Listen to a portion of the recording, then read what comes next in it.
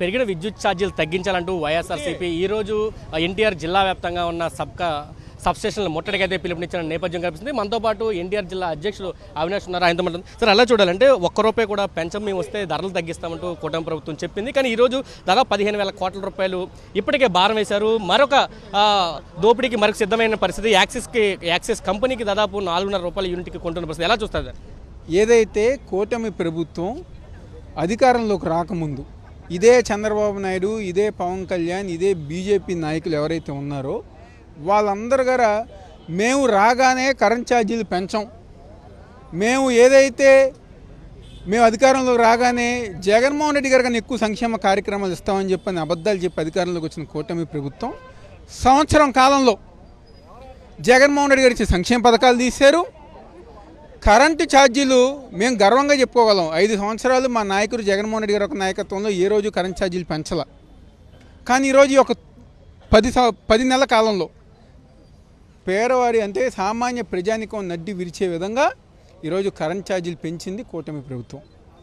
ఇదివరకు 200 రూపాయలు 300 రూపాయలు బిల్లు వస్తే ఈరోజు దాదాపుగా 1,500 రూపాయలు 2,000 రూపాయలు బిల్లు వచ్చే విధంగా ట్రూ అప్ ఛార్జీస్ పెంచడం జరిగింది.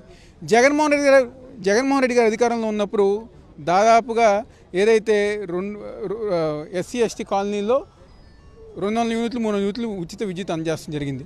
కానీ ఈరోజు కూటమి ప్రభుత్వం వచ్చిన తర్వాత ఆ ఒక్క స్కీమ్ మొత్తంగా ఎత్తేసి ఈరోజు ప్రజానికాన్ని ఇబ్బంది పరిచే విధంగా ఒక పక్క సంక్షేమ కార్యక్రమాలు అందజేయట్లేదు, అభివృద్ధి కార్యక్రమాలు చేయట్లేదు, కరెంట్ ఛార్జీలు పెంచుతున్నారు.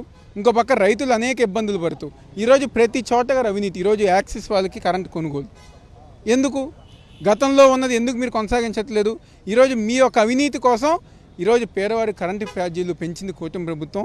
తప్పకుండా జగన్మోహన్ రెడ్డి గారు ఒక నాయకత్వంలో ప్రజా వ్యతిరేక కార్యక్రమాలు ఏదైతే కూటమి ప్రభుత్వం చేస్తుందో వాటికి నిరసనగా రాబోయే రోజుల్లో ప్రజలతో కలిసి ముందు సెకీకి ₹2.49 జగన్మోహన్ రెడ్డి గారు ప్రభుత్వం అగ్రిమెంట్ చేసుకుంది. దీని ద్వారా 1,50,000 కోట్ల రూపాయల అవినీతి జరిగిందంటూ చంద్రబాబు శ్వేతపత్రం విడుదల చేశారు. నిన్న అదే యూనిట్కి దాదాపు ₹4.60 కొన్నారు. ఇప్పుడు ఇది న్యాయమైన కరెంటు న్యాయంగా చేశామంటూ చెప్తున్నారు కూటమి నేతలంతా కూడా.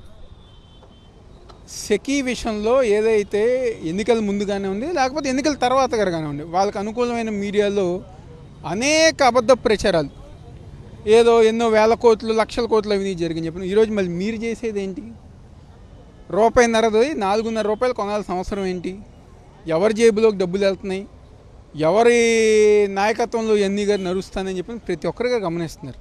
ఈరోజు మీరేదో మీకు అనుకూలంగా 4-5 పత్రికలు ఉందో 4-5 పేపర్లు ఉన్నాయి కాబట్టి మీరు చెప్పే అబద్ధాలు ప్రజానికం నమ్ముతారని చెప్పి ప్రజానికం ప్రతి ఒక్కటి గారు గమనిస్తున్నారు.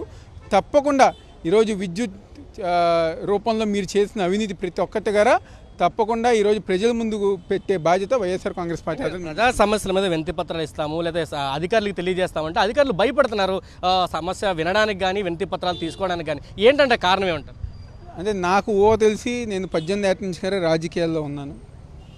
అనేక నిరసన కార్యక్రమాలు, అనేక ధర్నాలు, ప్రజా వ్యతిరేక కార్యక్రమాలు కలెక్టర్ గారి దగ్గర నుంచి, కమిషనర్ గారి దగ్గర నుంచి, ఎంఆర్ఓల కింద స్థాయి దాకా అనేక మంది మేము కలుసుకున్నాం.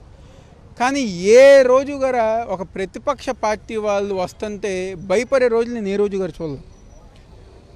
ఒకటి మమ్మల్ని అంటే మేము ప్రజానీకం తరఫున పోరాటం చేస్తాం, మమ్మల్ని చూసన్నా భయపడాలి, లేకపోతే అధికారులు అందరి గారు తెలుగుదేశం పార్టీ కార్యకర్తలన్నా అయిపోవాలి.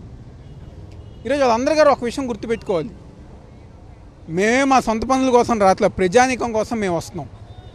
ఈరోజు ఏ ఒక్కరి గారు ఫోన్ ఎత్తకుండా ప్రజానీకం ఇబ్బంది పడుతుంటే స్పందించకుండా అధికారులు అందరి గారు ముద్దు నిద్రపోతున్నారు.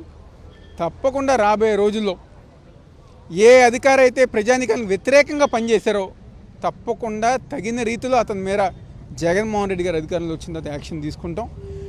ఈరోజు మేము కోరుకునేది ఒకటే, మీరేదో ఎవరో ఫోన్ చేశారు, ఎంపీ ఫోన్ చేశారు, ఎమ్మెల్యే ఫోన్ చేశారు, లేకపోతే పైనుంచి ఫోన్ వచ్చిందని చెప్పని మమ్మల్ని కలవకుండా ఉంటే ఈరోజు రాబోయే రోజుల్లో ఇంకా ఎక్కువగా మరిన్ని కార్యక్రమాలతో మేము ముందుకు వెళ్తామని సందర్భంగా చెప్తున్నాం.